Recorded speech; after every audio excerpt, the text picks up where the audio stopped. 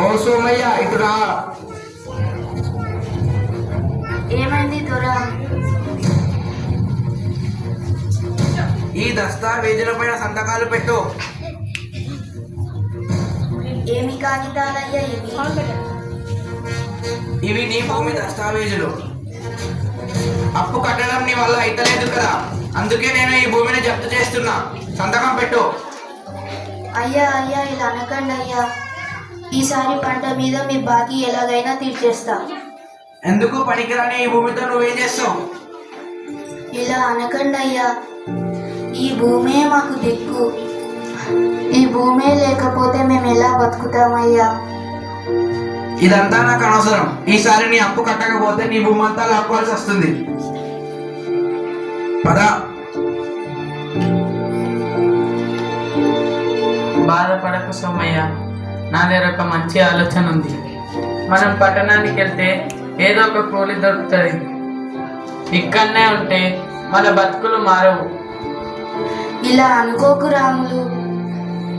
మనమే ఇలా అనుకుంటే ఈ జనాలందరూ ఏమి తిని బతుకుతారు?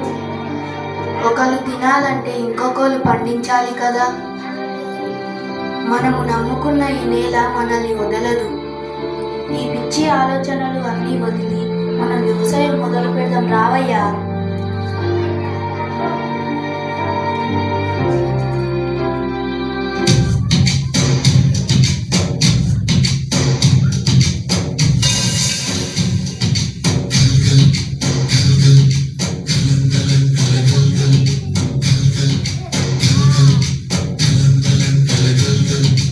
ఆకాశం తాకేలా వడగాలై ఈ నేల అందించే ఆహ్వానం ప్రేమంటే ఆరాటం తీరేలా బదులిచ్చి గగనంలా వినిపించే తడిగానం ప్రేమంటే అడు అడుగుల మీటే మమతల మౌనం పదమంటే నిలవదు ప్రాణం ఆ పరుగే ప్రణయానికి శ్రీకారం.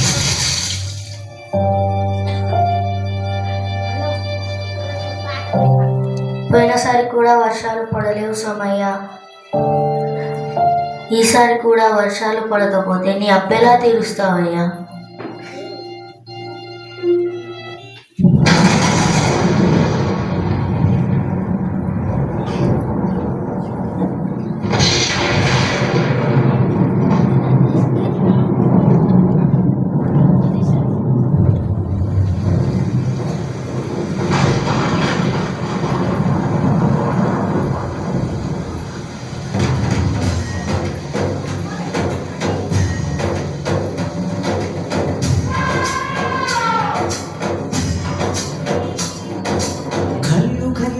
సిరిమూవల్లే చినుకే చేరగా చల్లు చల్లు మని పులకింతల్లో పుడమే పాడగా కళ్ళు కళ్ళు మని సిరిమూవల్లే చినుకే చేరగా చల్లు చల్లు మని పులకింతల్లో పుడమే పాడగా మరి ఇల్లు ఎత్తి కరి పప్పు మాలవాడాలే వేయని నిలువెల్ల మనసు వడగళ్ళు తాకి కడగళ్ళే తీరని జడివాన జాడతో ఈ వేళ జనదీది తాను చిగురించేలా రామసీమలో ఈ వేళ రతనాల కాలలే కురిసేలా జడివాన జాడతో ఈ వేళ జనదీది తాను చిగురించేలా రామసీమలో ఈ వేళ రతనాల కాలలే కురిసేలా.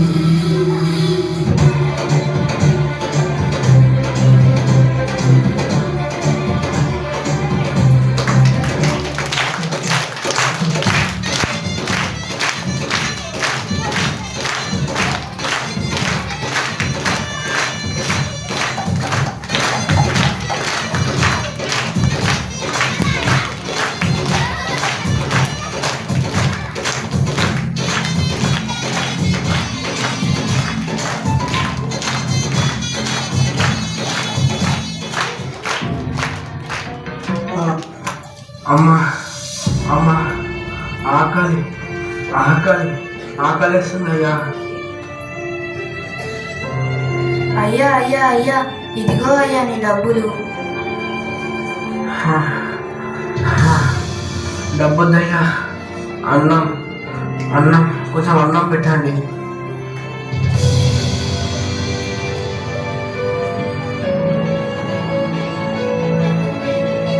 నన్ను క్షమించు సోమయ్య. ఇన్ని రోజులు డబ్బున్న అహంకారంతో నిన్ను చిన్న చూపు చూసిన, నిన్ను చాలా బాధ పెట్టిన.